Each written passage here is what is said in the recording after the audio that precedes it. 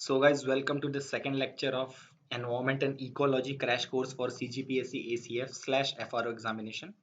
ठीक है, last class में हम लोगों ने इको सिस्टम या इकोलॉजी का बेसिक्स स्टार्ट किया था और वहाँ पर हम लोगों ने कुछ टर्म्स डिफाइन किए थे। एनवायरनमेंट क्या होता है, बायोस्फीयर क्या होता है, इकोटोन क्या होता है। उसके बाद हमने एक क्लासिफिकेशन देखा था जिसमें हम इंडिविजुअल से लेकर के कंप्लीट बायोम से होते हुए बायोस्फीयर तक का हमने पूरा एक हायरार्की देखी थी। अब आज के इस चैप्टर में हम लोग स्टार्ट करेंगे इकोसिस्टम के फंक्शंस से। ठीक है, फंक्शंस, हालांकि हमने पिछली क्लास में भी फंक्शंस पढ़े हैं। तुम लोगों को याद आ रहा होगा, हमने सर्विसेज प्रोवाइडेड बाय इकोसिस्टम करके एक टॉपिक भी पढ़ा था। ठीक है, जिसमें अलग अलग कैटेगरीज में हमने सर्विसेज को क्लासिफाई किया था। ठीक है, अब हम देखेंगे कुछ मेजर फंक्शंस। ठीक है, मेजर फंक्शंस, इन्हीं फंक्शंस को सर्विसेज भी बोल देते हैं, बट जो मेन फंक्शंस होते हैं इकोसिस्टम के वो होते हैं एनर्जी फ्लो,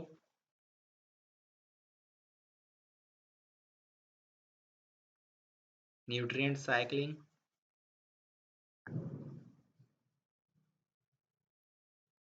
जिसे हम बायोजियोकेमिकल साइकिल्स भी बोलते हैं।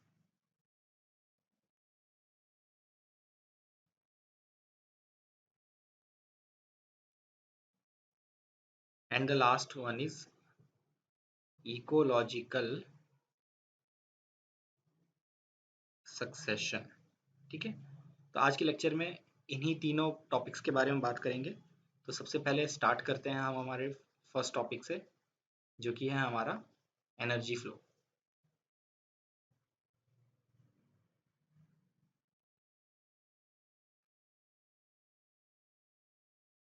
ठीक है, एनर्जी फ्लो का मतलब क्या है कि इकोसिस्टम में एनर्जी किस तरीके से फ्लो करती है।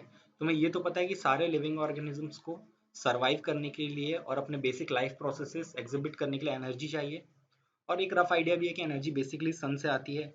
सन से फर्स्ट जो ऑटोट्रॉफ्स हैं वो फूड बनाते हैं, उसके बाद हेटरोट्रॉफ्स उन ऑटोट्रॉफ्स को खा लेते हैं और इस तरीके से एनर्जी ट्रांसफर होती जाती है। ठीक है, तो एनर्जी फ्लो को हम लोग ट्रॉफिक लेवल इंटरेक्शन के अंदर पढ़ते हैं। ठीक है, ट्रॉफिक लेवल इंटरैक्शन। ठीक है, अब ये ट्रॉफिक लेवल्स क्या होते हैं? जैसे एनर्जी एक ऑर्गेनिज्म से दूसरे ऑर्गेनिज्म में ट्रांसफर होते जाती है, वैसे वैसे हम लोग उसे लेवल्स में क्लासिफाई करते जाते हैं। तो अगर हम ट्रॉफिक लेवल्स की बात करें तो जो मेजर रिकग्नाइज्ड ट्रॉफिक लेवल्स हैं वो हैं सबसे पहले ऑटोट्रॉफ्स।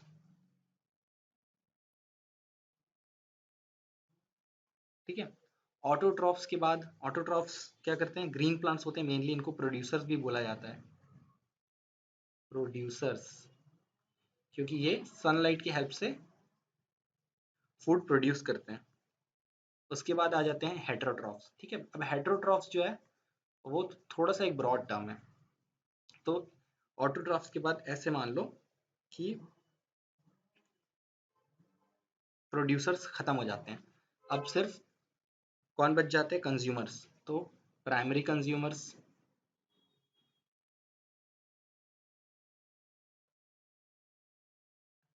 सेकेंडरी कंज्यूमर्स और टर्शियरी। ठीक है, ये सभी के सभी क्या हैं?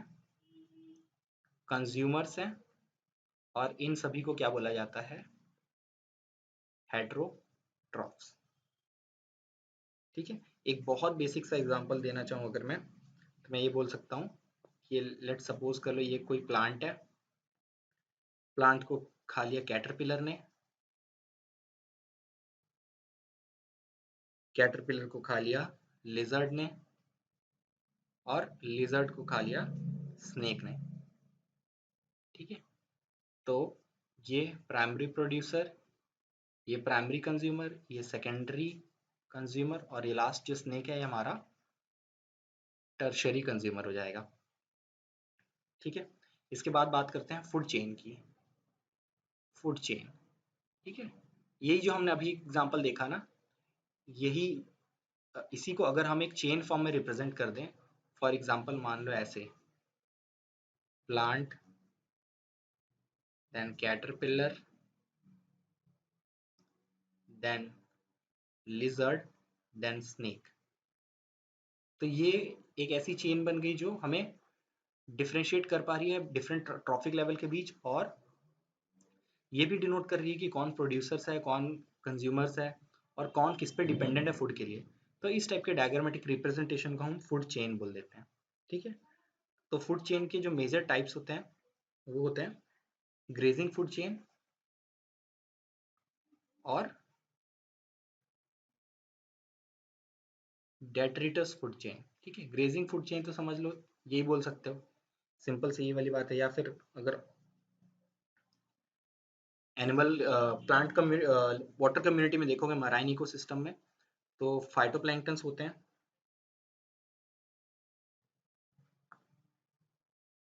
उनको जू प्लैंक्टन खा लेते हैं, उनको स्मॉल फिश खा लेते हैं, और स्मॉल फिश को बिग फिश खा लेते हैं। डेट्रिटस फूड चेन में क्या होता है, जो पहले जो प्रोड्यूसर्स होते हैं ना, ठीक है, प्रोड्यूसर्स ना होकर के वो क्या होते हैं, डेड ऑर्गेनिक मैटर्स।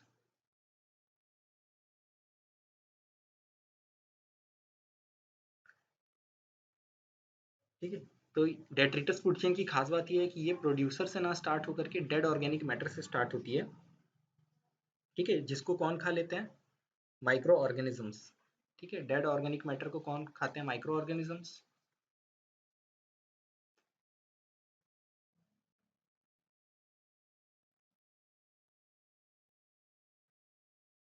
इनको अब डेट्रिटिवोर्स खाएंगे। डेट्रिटिवोर्स जैसे कौन, अर्थवर्म।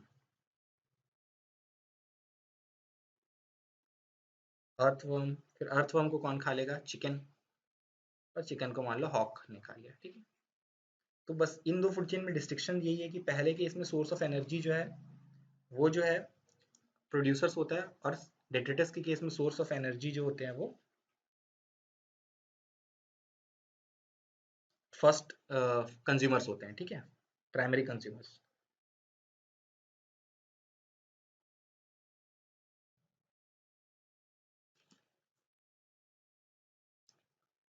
अगर फूड फूड चेन जैसे ही कंप्लीट होता है,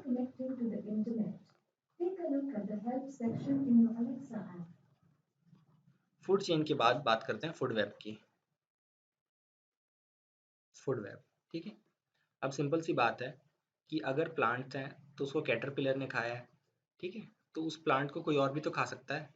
लेट्स से मान लो इस प्लांट को एक ग्रास हॉपर ने खा लिया। ग्रास हॉपर, ठीक है, इस ग्रास हॉपर को क्या करेगा, अब हो सकता है कोई रोडेंट खा ले। ठीक है, और उस रोडेंट को वापस स्नेक खा ले। तो यहाँ चेन ना दिख करके एक वेब बन गया, दिख रहा है। ठीक है, या फिर डायरेक्टली ऐसे देख लो, हो सकता है प्लांट्स है, प्लांट्स में कैरेट आ गया, कैरेट को मान लो सीधे रैबिट ने खा लिया। ठीक है, फिर रैबिट को किसी और ने खा लिया। ठीक है, ऐसे करते करते लेट्स से रैबिट को फिर किसी वल्चर ने खा लिया, और वल्चर ने स्नेक को भी खा लिया। ठीक है, तो ऐसे दिख रहा है कि वेब टाइप का बन रहा है। तो ये बेसिकली बहुत सारे फूड चेन के इंटरेक्शन से जो हमें वेब मिलता है, स्ट्रक्चर, वेब लाइक स्ट्रक्चर, उसे हम बोलते हैं फूड वेब। ठीक है, फूड वेब की खास बात क्या है कि फूड वेब जो है, कोई भी एक अगर स्पीशीज अफेक्ट होती है तो वो पूरा का पूरा वेब अफेक्ट हो जाता है। ठीक है, नेक्स्ट हम इंपॉर्टेंट पार्ट स्टार्ट करेंगे, वो है इकोलॉजिकल पिरामिड्स।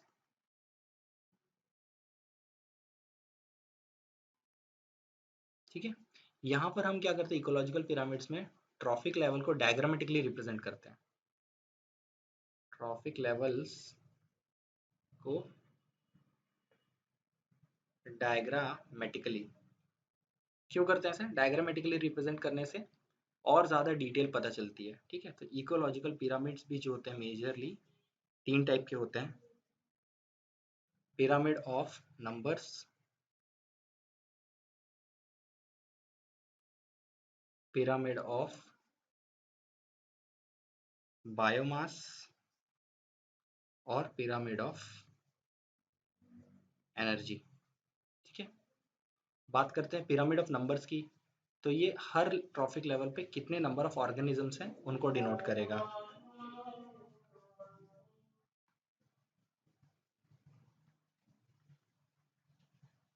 ठीक है, तो पिरामिड ऑफ नंबर्स की बात करते हैं। तो पिरामिड ऑफ नंबर्स क्या करेगा, हर एक लेवल पे कितने ऑर्गेनिजम्स हैं उनको डिनोट करेगा। तो पिरामिड ऑफ नंबर्स में भी दो टाइप का पिरामिड बनेगा हमारा। ठीक है, एक तो होता है अपराइट। अपराइट पिरामिड कुछ इस शेप का बनता है। ठीक है, अब ये कैसे बनेगा, इसमें हर एक ट्रॉफिक लेवल पे जैसे जैसे तुम ऊपर जाते जाओगे ऑर्गेनिजम्स कम होते जाते हैं। कैसे होते जाते हैं ऐसे इसको समझ के देखो। से मान लो कि प्राइमरी प्रोड्यूसर्स जो हैं, ठीक है, प्लांट्स हैं, ऑब्वियसली बहुत सारे प्लांट्स रहेंगे, उनको क्या करेंगे, लेट से ग्रास हॉपर खा लिए। तो रिलेटिवली प्लांट्स या ग्रासेस जितने नंबर ऑफ हैं उनसे कम ग्रास हॉपर्स होंगे। ग्रास हॉपर्स को कितने कौन खा लेगा, लेट से बर्ड ने खाया, बर्ड थोड़े और कम नंबर में रहेंगे, और तीन चार बर्ड्स को लेट से एक स्नेक खाता है तो स्नेक टॉप पे आ गया। ठीक है, तो समझ में आ रहा है धीरे धीरे ऑर्गेनिजम्स का नंबर डिक्रीज होते जाएगा। तो ये एक अपराइट पिरामिड है। बट अगेन अब इसमें एक इन्वर्टेड पिरामिड भी बनता है। इन्वर्टेड पिरामिड कैसे बनेगा, एक फॉरेस्ट इकोसिस्टम को ले लो। ठीक है, तुम फॉरेस्ट फॉरेस्ट इकोसिस्टम में मान लो कि एक ट्री है। ठीक है, एक सिंगल ट्री है। अब एक सिंगल ट्री पे जो फ्रूट्स लग रहे हैं उस पर बहुत सारे बर्ड्स फीड कर रहे हैं। ठीक है, बर्ड्स। ठीक है, अब ये बहुत सारे जो भी बर्ड्स हैं ये जब डेड हो जा रहे हैं तो इनको डिकम्पोज करने का काम कौन कर रहे हैं, पैरासाइट्स। तो वो और ज्यादा नंबर में। ठीक है, तो ये एक इन्वर्टेड भी बनता है। ठीक है, तो अब तुमसे क्वेश्चन पूछेगा कि inverted pyramid pyramid of number में पॉसिबल है, तो हाँ बिल्कुल पॉसिबल है। फॉरेस्ट इकोसिस्टम का एग्जांपल दे सकते हो। नेक्स्ट बात करते हैं पिरामिड ऑफ बायोमास। बस उससे पहले एक चीज बता देता हूँ मैं, एक 10% रूल तुम्हें बता देता हूँ। 10% रूल क्या होता है कि कोई भी ट्रॉफिक लेवल जो होता है, ठीक है, उसमें जो एनर्जी ट्रांसफर होगा वो 10% का ही होगा। फॉर एग्जाम्पल कि ग्रीन प्लांट्स का एग्जाम्पल मान लो, ग्रीन प्लांट ने फूड प्रोड्यूस किया। अब जब कोई हर्बीवोर उसको खाएगा तो इसके पास जितनी भी एनर्जी थी उसका सिर्फ और सिर्फ 10%। ठीक है, लेट से इसने 100 कैलोरी, सिर्फ एग्जांपल के लिए बता रहा हूँ, 100 कैलोरी एनर्जी कन्वर्ट की with the help of sunlight. ठीक है, तो उसमें से 90 कैलोरी जो है इसके प्लांट के खुद के ग्रोथ में और लाइफ प्रोसेसेस को एग्जिबिट करने में चली जाएगी। जब हर्बीवोर इस ग्रीन प्लांट को खाएगा तो उस 100 कैलोरी की सिर्फ 10% एनर्जी हर्बीवोर के पास आएगी। सिमिलरली हर्बीवोर को अगर कोई खाएगा तो उसकी 10% एनर्जी कार्निवोर में जाएगी। ठीक है, तो यही रीजन है कि तीन चार ट्रॉफिक लेवल के बाद जो हमारा पिरामिड ऑफ नंबर होता है या फिर जो हमारी फूड चेन होती है वो कोलैप्स हो जाती है या फिर ख़त्म हो जाती है, क्योंकि उसके बाद इतनी एनर्जी बचती ही नहीं है कि वो आगे किसी एनिमल को प्रोवाइड कर पाए या ट्रांसफ़र कर पाए।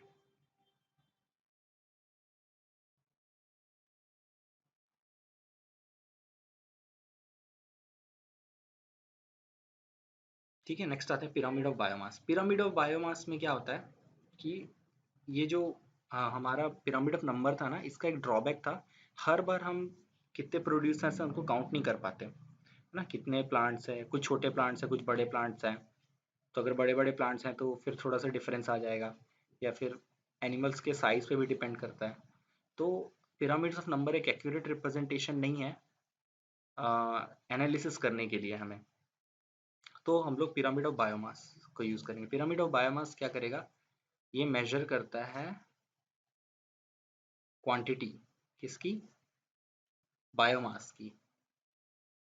और वो कैसे मेजर करता है, ड्राई वेट लेता है वो, ड्राई वेट ऑफ ऑर्गेनिजम्स पर मीटर स्क्वायर में, ठीक है, ग्राम पर मीटर स्क्वायर में, ठीक है। इसका मतलब 1 मीटर स्क्वायर में कितने ग्राम ऑर्गेनिजम्स हैं, उसके बेसिस पे ये बायोमास का नंबर बनेगा, ठीक है। तो पिरामिड ऑफ बायोमास अगर देखोगे तो फिर से बात करते हैं अपराइट की। तो अपराइट पिरामिड कैसे बन जाएगा, सिंपल सा है। प्रोड्यूसर्स मान लो, ठीक है, मान लो ग्रास है, ग्रास 1000 kg है, ठीक है। उसके बाद इन ग्रासेस को हर्बीवोर्स खाएंगे, तो ऑब्वियसली जितनी क्वांटिटी में ग्रासेस रहेंगे उससे कम क्वांटिटी रहेगी हर्बीवोर की, ठीक है। पर मीटर स्क्वायर की बात कर रहे हैं, याद रखना। 1 मीटर स्क्वायर में अगर 1000 kg घास है, तो उस 1 मीटर स्क्वायर में हर्बीवोर जो भी होंगे उनका वेट कितना होगा, अराउंड 100 kg के अप्रॉक्स, ठीक है। उसके बाद प्राइमरी कार्निवोर जो इनका शिकार करेगा, ठीक है, तो वो कितने का होगा, वो लेट्स से 10 kg का होगा, ठीक है। उसके बाद टॉप कार्निवोर 1 kg, ठीक है। इसमें इन्वर्टेड कैसे बनेगा, इसमें इन्वर्टेड बन जाएगा एक्वेटिक इकोसिस्टम में।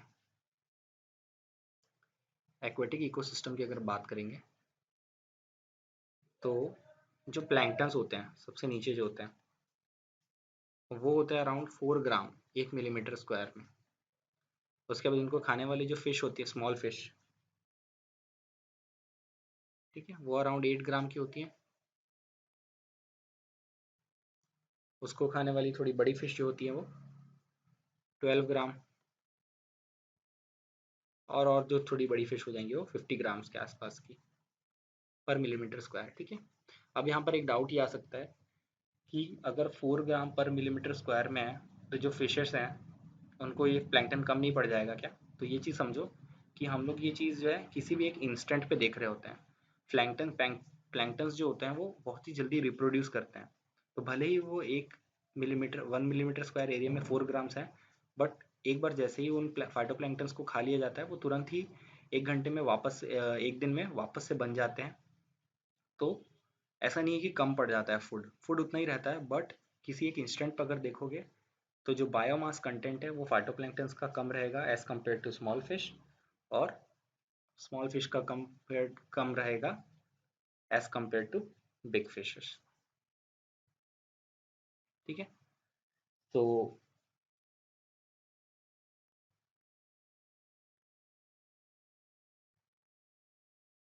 ये रहा पिरामिड ऑफ बायोमास। अब लास्ट आते हैं पिरामिड ऑफ एनर्जी, ठीक है। तो पिरामिड ऑफ एनर्जी को जो है हम लोग बहुत ही ज़्यादा सूटेबल मानते हैं फंक्शनल रोल को कंपेयर करने के लिए। क्यों करते हैं ऐसा, क्योंकि पिरामिड ऑफ एनर्जी जो होता है वो हमेशा ही अपराइट होता है, याद रखना। और क्यों होता है अपराइट, 10% रूल के कारण, ठीक है। तो पिरामिड ऑफ एनर्जी अगर होगा तो प्राइमरी कंज्यूमर के पास जितनी भी एनर्जी है उसको ऑब्वियसली 10% यहाँ जाएगी,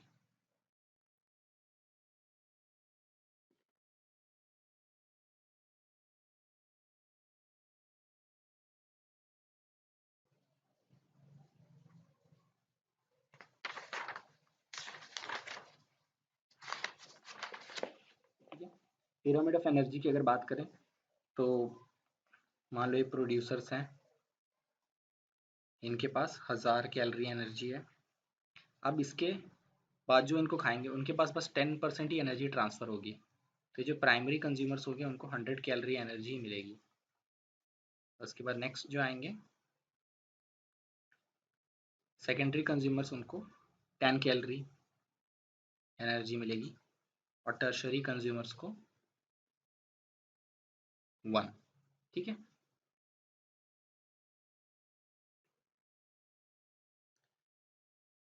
तो अब एग्जांपल के लिए ऐसे समझ लो कि एक एनिमल है, लेट्स से कि एक डियर है, उसने एक प्लांट खा लिया, तो इसके पास 100 कैलोरी थी फूड एनर्जी की।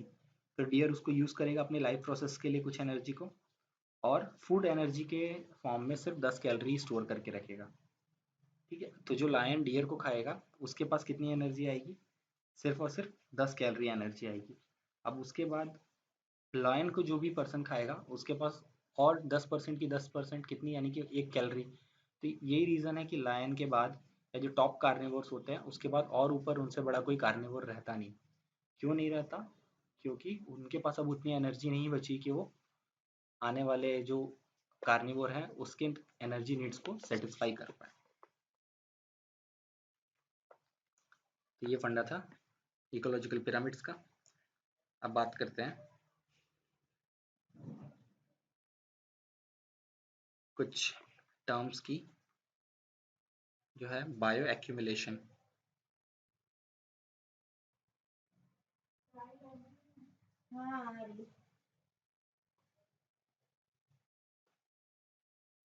ठीक है, तो बायो एक्यूमुलेशन, ठीक है, बायो एक्यूमुलेशन में हम लोग देखेंगे कैसे एक फूड चेन में एक पॉल्यूटेंट एंटर कर जाता है। ठीक है, तुम लोगों ने एक न्यूज़ पता नहीं सुनी है या नहीं, कि वल्चर्स में जो एक डाइक्लोफेनेक नाम का एक वो है ड्रग, वो एक्यूमुलेट हो रहा था, उसके वजह से वल्चर्स जो है बहुत मर रहे थे। ठीक है, तो ये इसीलिए ऐसा होता है क्योंकि किसी एक बॉटम सोर्स से एक पॉल्यूटेंट एंटर करता है फूड चेन में, और वो ऊपर आए आए तक उसकी कंसंट्रेशन बहुत ज़्यादा बढ़ जाती है। ठीक है, तो बायो एक्यूमुलेशन बेसिकली क्या बताता है हमें? Increase in concentration of pollutant from first organism to the last organism. ठीक है, इसका मतलब क्या है कि अगर वाटर में मान लो कोई एक पॉल्यूटेंट आ गया है, तो वाटर में जो प्राइमरी प्रोड्यूसर्स हैं उसमें वो पॉल्यूटेंट जो है थोड़ा उसका कंसंट्रेशन बढ़ जाएगा। उसके बाद जो प्राइमरी कंज्यूमर्स हैं उसका कंसंट्रेशन और बढ़ जाएगा, और फाइनली जो सेकेंडरी टर्शरी कंज्यूमर्स रहेंगे उनमें वो कंसंट्रेशन सबसे ज़्यादा रहेगा।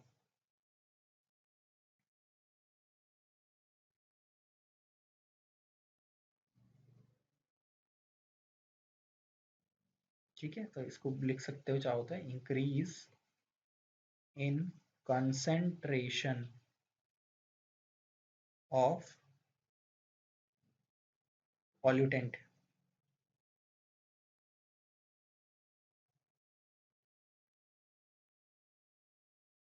From one link in food chain to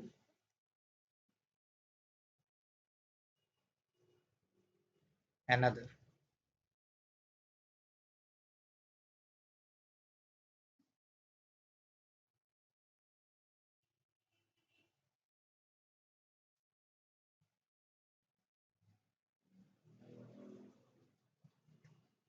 ठीक है, इसके बाद नेक्स्ट टॉपिक जो है हमारा वेरी इंपॉर्टेंट, ठीक है, biotic interactions.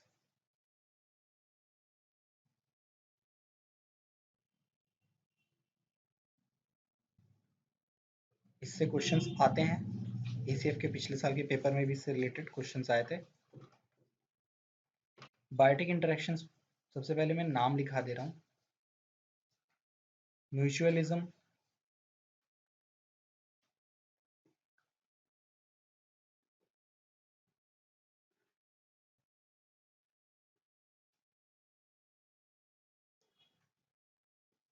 Commensalism,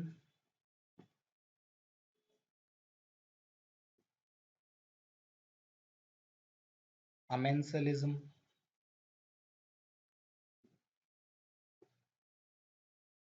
competition, predation, and last one is parasitism. ठीक है, म्यूचुअलिज्म का सिंपल सा फंडा है कि जब कोई भी दो बायोटिक स्पीशीज में म्यूचुअलिज्म होगा तो दोनों की ही दोनों स्पीशीज को क्या होगा? फायदा होगा। ठीक है, कैसे होता है? जैसे मान लो पॉलिनेशन का एग्जांपल देख लो। पॉलिनेशन म्यूचुअलिज्म में पॉलिनेटर जो है उसको, जो भी फ्लाई है उसको पॉलन से हमें नेक्टर मिल जाता है, और जो फ्लावर है उसके क्या होते हैं, उसके सीड जो है वो डिस्पर्स हो जाते हैं, तो क्रॉस फर्टिलाइजेशन पॉसिबल हो जाता है। तो यहाँ दोनों ही स्पीशीज को फायदा हो गया, तो ये म्यूचुअलिज्म हो गया। कमेंसनलिज्म में मतलब क्या होता है कि एक स्पीशीज को फायदा होता है और दूसरी वाली अनअफेक्टेड रहती है। ठीक है, तो इसका एग्जांपल कैसे है? जैसे काऊ डंग है, काऊ डंग क्या करता है? बीटल्स को शेल्टर प्रोवाइड करता है, फूड प्रोवाइड करता है, और इन टर्न काउज में उस चीज़ का कोई इफेक्ट नहीं होता। ठीक है, काउज काउज को कोई भी इफेक्ट नहीं पड़ता बीटल्स के रहने से, और बीटल्स को मिल जाता है फूड एंड शेल्टर। अमेंसनलिज्म, अमेंसनलिज्म में क्या होता है, एक स्पीशीज हार्म हो जाती है और दूसरी अनअफेक्टेड रहती है। ठीक है, तो अमेंसनलिज्म का केस क्या होता है, जैसे मान लो एक लार्ज ट्री है, उसने एक छोटे ट्री को शेडो कर दिया, तो छोटे वाले ट्री की ग्रोथ रुक गई, और दूसरा वाला जो ट्री है, जो कि हमारा लार्ज ट्री है, उसको उस छोटे ट्री से कोई भी फायदा या नुकसान नहीं हुआ। ठीक है, large tree shades small tree. Competition, competition में क्या होता है, दोनों ही स्पीशीज का नुकसान होता है। ठीक है, जैसे मान लो कोई एक प्रे है जिसके दो प्रेडेटर है, प्रेडेटर वन प्रेडेटर टू। ठीक है, दोनों ही इसको खाना चाह रहे हैं, तो क्या होगा, आपस में झगड़ा करेंगे वो, तो दोनों ही स्पीशीज को उसमें क्या हो रहा है, नुकसान हो रहा है। या फिर अगर इसको ऐसे भी समझ सकते हो कि अगर दो स्पीशीज एक ही फूड को खा रहे हैं तो फूड का शॉर्टेज हो जाएगा। ठीक है, क्योंकि कंपटीशन बढ़ गया अब दोनों में, तो दोनों ही स्पीशीज को नुकसान हो रहा होगा कंपटीशन से। प्रीडेशन, प्रीडेशन में क्या होगा, एक स्पीशीज का फायदा और दूसरे का नुकसान। सिंपल सी बात है ये, जो प्रीडेशन में हम लोग टिक्स की बात कर सकते हैं। टिक्स जो होते हैं वो बॉडी पे रहते हैं एनिमल्स के, और वो ब्लड सक करते हैं। तो उससे क्या होता है, टिक्स का फायदा होता है, और जिस बॉडी जिस होस्ट पे अटैच कर रहते हैं उसका नुकसान हो जाता है। Last one is parasitism. Parasitism और प्रिडेशन सेम ही है। ठीक है,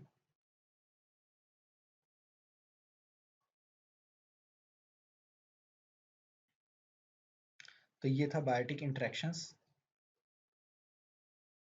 अब नेक्स्ट जिसका पार्ट है वो हम देखेंगे, ट्रॉफिक लेवल या एनर्जी इंटरेक्शन वाला पार्ट फिनिश हो चुका है। अब हम लोग देखेंगे न्यूट्रिएंट साइक्लिंग या बायोजियोकेमिकल साइकिल्स। तो क्विकली इसको जूम आउट करके, ओके, चलो ठीक है, एक बार पूरा लेक्चर खत्म कर लेते हैं, फिर एक साथ रिवीजन कर लेंगे। नेक्स्ट स्टार्ट करते हैं, बायो जियो केमिकल साइकिल। क्या होते हैं बायो जियो केमिकल साइकिल? ठीक है, इनको न्यूट्रिएंट साइक्लिंग भी बोलते हैं। ठीक है, तो इसका एक रफ आइडिया ये है कि जितने भी न्यूट्रिएंट्स हम लोग यूज़ करते हैं अपनी डे टू डे लाइफ में, या जितने भी न्यूट्रिएंट्स बायोटिक एनिमल्स यूज़ करते हैं, वो सभी के सभी बायोटिक एनिमल्स में और फिजिकल एनवायरनमेंट में ट्रांसफॉर्म होते रहते हैं, यानी कि मूव करते रहते हैं, सो दैट एक साइकिल बन जाता है। छोटे क्लासेस में तुमने वाटर साइकिल पढ़ा होगा, कैसे वाटर ह्यूमन बॉडी में से वापस फिजिकल इन्वायरमेंट में, वापस क्लाउड्स में, इस तरीके से कैसे बार बार ये रिचार्ज होता रहता है और एक साइकिल कंप्लीट करता जाता है। तो मेजॉरिटी हम लोग बायोजियोकेमिकल साइकिल्स को दो पार्ट में डिवाइड करेंगे। ठीक है, एक होगा गैसियस साइकिल और एक होगा सेडिमेंट्री। गैसियस साइकिल में वो न्यूट्रिएंट्स लेंगे जो गैसियस फॉर्म में साइकिल होते हैं। कौन कौन से होते हैं गैसियस फॉर्म में? जैसे वाटर हो गया, कार्बन हो गया, नाइट्रोजन हो गया।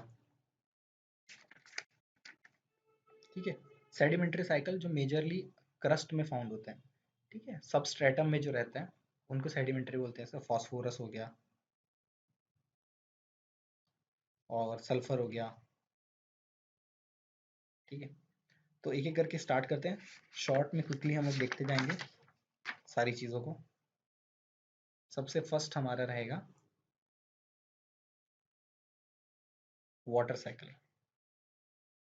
ठीक है, वाटर साइकिल का सिंपल सा फंडा है, सी में से इवापोरेट होगा, जाएगा क्लाउड्स में, वहां से कंडेंस होगा,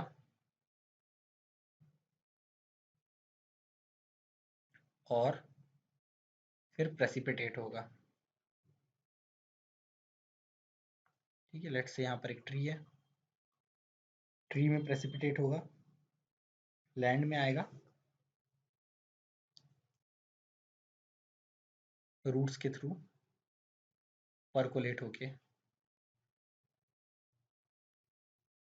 वो वापस सी में चला जाएगा।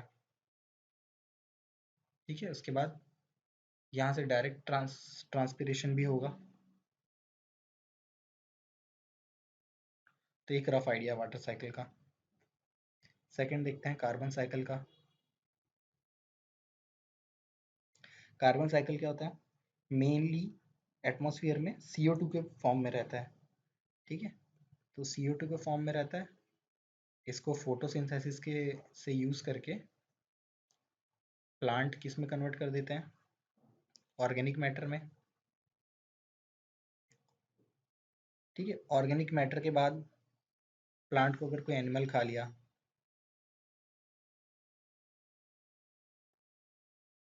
तो ये सेम ऑर्गेनिक मैटर एनिमल में ट्रांसफर हो जाता है 10% लॉ के अकॉर्डिंग। ठीक है, उसके बाद एनिमल्स जब डेड हो जाते हैं, प्लांट्स डेड हो चाहे एनिमल डेड हो, तो बायोडिग्रेडेशन होता है इसमें।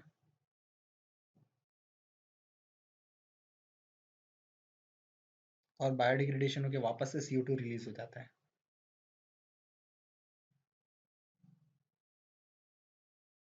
ठीक है, एनिमल्स रिस्पायर करके वापस CO2 का एयर में रिलीज कर देते हैं।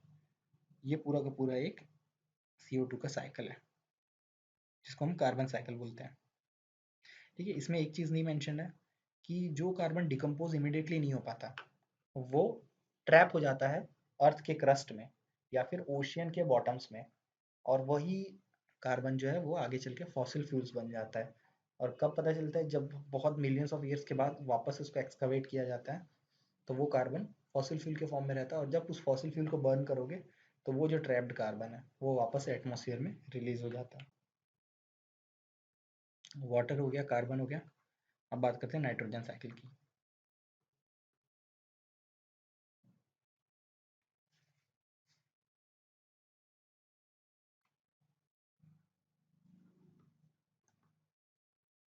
नाइट्रोजन नाइट्रोजन जो एक इंपॉर्टेंट कंस्टिट्यूएंट है प्रोटीन का। ठीक है, 60% वेट बनाता है प्रोटीन का। और एक्चुअली में तुम्हें पता होगा कि अर्थ में 74% नाइट्रोजन है अर्थ के एटमॉस्फेयर में। बट प्रॉब्लम ये है कि एलिमेंटल नाइट्रोजन हम यूज़ नहीं कर सकते। ठीक है, तो नाइट्रोजन जो है प्लांट्स को यूज़ करने से पहले उसको एक यूजेबल फॉर्म में बनाना पड़ता है। उस प्रोसेस को हम बोलते हैं नाइट्रोजन फिक्सेशन। और नाइट्रोजन फिक्सेशन जो होता है वो 3 टाइप से होता है। एक तो माइक्रो ऑर्गेनिज्म से हेल्प से। ठीक है, कौन कौन से माइक्रो ऑर्गेनिज्म? बैक्टीरिया होते हैं, और ब्लू ग्रीन एल्गी होते हैं, या फिर इंडस्ट्रियल प्रोसेसेस से, या फिर थंडर एंड लाइटनिंग से।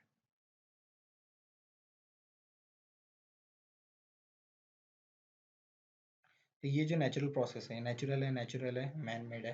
बट अभी अगर देखा जाए तो man made processes natural process of nitrogen fixation को ओवरकम कर चुके हैं, जिसके वजह से जो नेचुरल बैलेंस है नाइट्रोजन का वो हमारा बिगड़ रहा है। ठीक है, तो उसमें सबसे पहले डिस्कस करते हैं माइक्रो ऑर्गेनिज्म के हेल्प से। ठीक है, तो कुछ माइक्रो ऑर्गेनिज्म्स है जो एटमॉस्फेरिक नाइट्रोजन को अमोनियम आयंस में कन्वर्ट कर सकते हैं। तो कौन कौन से वो ऑर्गेनिजम्स हैं? एरोबिक की अगर बात करें तो एजाटोबैक्टर, और एनारोबिक की बात करें अगर तो क्लॉस्ट्रीडियम। ये बैक्टीरिया नाइट्रोजन फिक्सेशन में हेल्प करते हैं, नाइट्रोजन को अमोनिया में कन्वर्ट करते हैं। इसके अलावा सिम्बायोटिक नाइट्रीफाइंग बैक्टीरिया भी होते हैं, जैसे कि राइजोबियम। जो कि रूट्स में रहते हैं लेग्यूमिनस प्लांट्स के।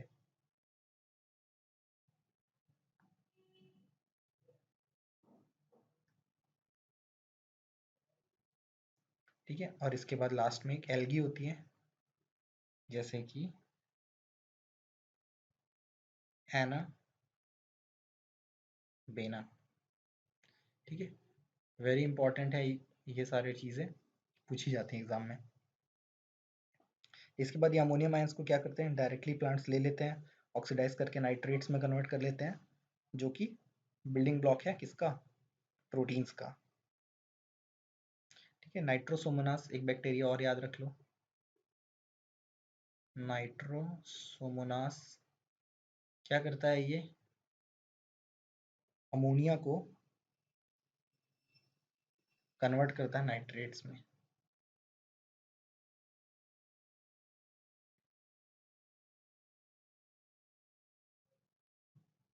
ठीक है, तो इस तरीके से प्लांट्स बायोटिक चीज़ों में चला जाता है नाइट्रोजन, फिर जब ये डाई करते हैं, मर जाते हैं, तो वापस से सॉइल में रिटर्न हो जाता है। ये किस फॉर्म में रिटर्न हो जाता है, अमोनिया के ही फॉर्म में ये वापस रिटर्न हो जाता है।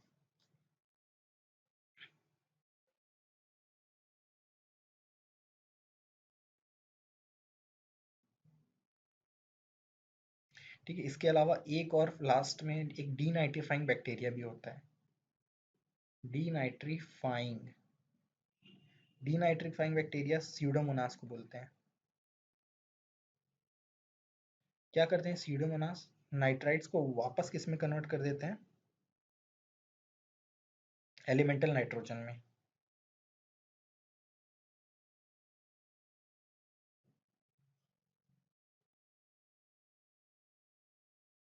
ठीक है, इसके अलावा कभी कभी जो थंडर स्टॉर्म्स और लाइटनिंग वगैरह आती हैं, उससे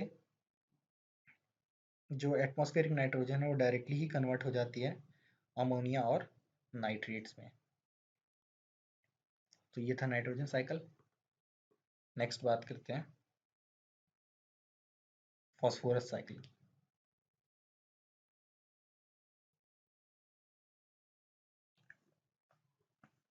ठीक है, तो आगे बात करते हैं फॉस्फोरस साइकिल की।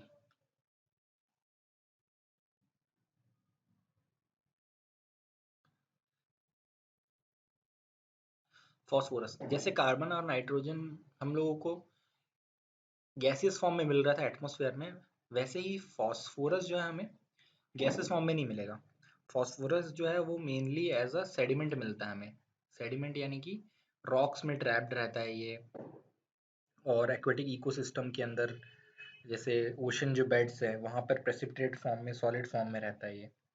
ठीक है, तो फॉस्फेट रॉक्स से थोड़ा बहुत फॉस्फोरस हमें फॉस्फेट रॉक से मिल जाएगा, बाकी ओशन के बेड में रहता है।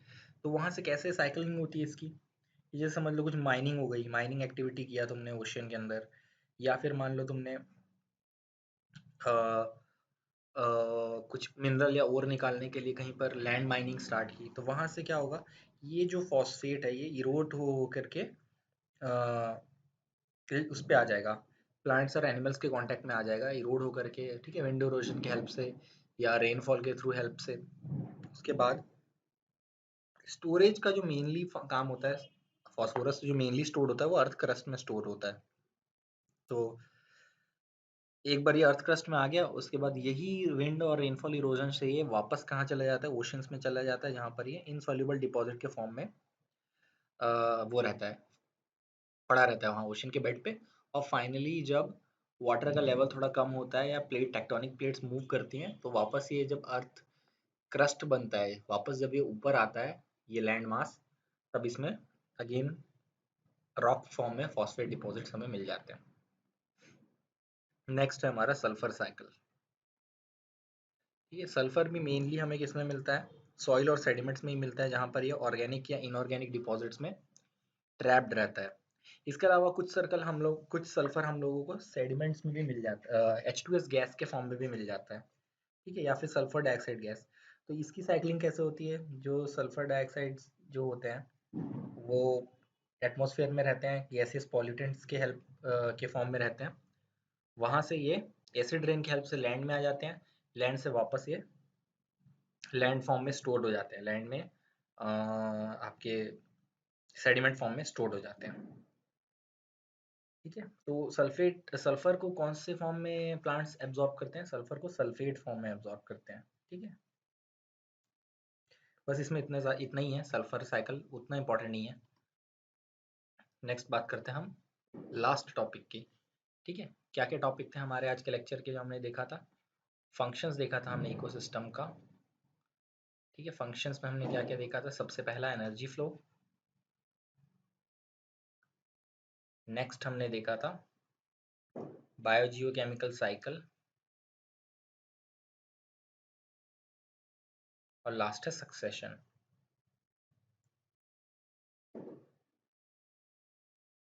ठीक है, तो सक्सेशन की बात करते हैं। सक्सेशन का सिंपल सा मतलब ये है कि एक यूनिवर्सल प्रोसेस जिससे एक सीरीज ऑफ कम्युनिटीज जो होती हैं वो दूसरी सीरीज या कम्युनिटीज को आकर के रिप्लेस कर देती हैं। अब ये जो प्रोसेस है ये नेचुरली भी इंड्यूस हो सकता है या मैन मेड भी इंड्यूस हो सकता है। ठीक है, एकदम लेमैन टर्म्स में बताएं तो ऐसे समझ लो कि मान लो कोई एक लैंड पीस है, ठीक है, जहाँ पर फेवरेबल कुछ कंडीशन है, ठीक है, एयर वाटर मॉइस्चर प्रेजेंट है, तो लेट्स से वहाँ पर सबसे पहले लाइकेन आ गए, ठीक है, और मॉसेस आ गई। अब ओवर द टाइम क्या हुआ, लाइकेन और मॉस आने से यहाँ पर ऑर्गेनिक मटेरियल का कंसंट्रेशन बढ़ गया, तो और लिविंग ऑर्गेनिजम्स यहाँ पर आते गए। ऐसे कर करके बहुत सारी कम्युनिटीज इवेंचुअली आते जाएंगी, और लाइकेन एंड मॉस से थोड़े ही सालों बाद ये श्रब्स में कन्वर्ट हो जाएगा। ठीक है, श्रब से धीरे से एक ग्रासलैंड बन जाएगा। ठीक है, और ग्रासलैंड आएगा तो और एनिमल प्लांट्स आएंगे, और इकोलॉजिकल सक्सेशन होगा, और फाइनली ये क्या हो जाएगा, एक फॉरेस्ट बन जाएगा। ठीक है, तो इस प्रोसेस को हम इकोलॉजिकल सक्सेशन बोलते हैं, जहाँ पर एक कम्युनिटी जो आती है वो सक्सेसिवली डोमिनेट कर जाती है वहाँ पर प्रेजेंट एग्जिस्टिंग कम्युनिटी को, और उसमें उसके बाद उसमें कंटिन्यूस चेंज जो है जारी रहता है जब तक कि कोई क्लाइमेक्स कम्युनिटी ना आ जाए। जैसे ये फॉरेस्ट है, यहाँ पर ये क्लाइमेक्स कम्युनिटी है, और ये यहाँ पर जो है इनको बोलते हैं पायनियर कम्युनिटी। ठीक है, जो सबसे फर्स्ट आते हैं उन्हें बोलते हैं पायनियर।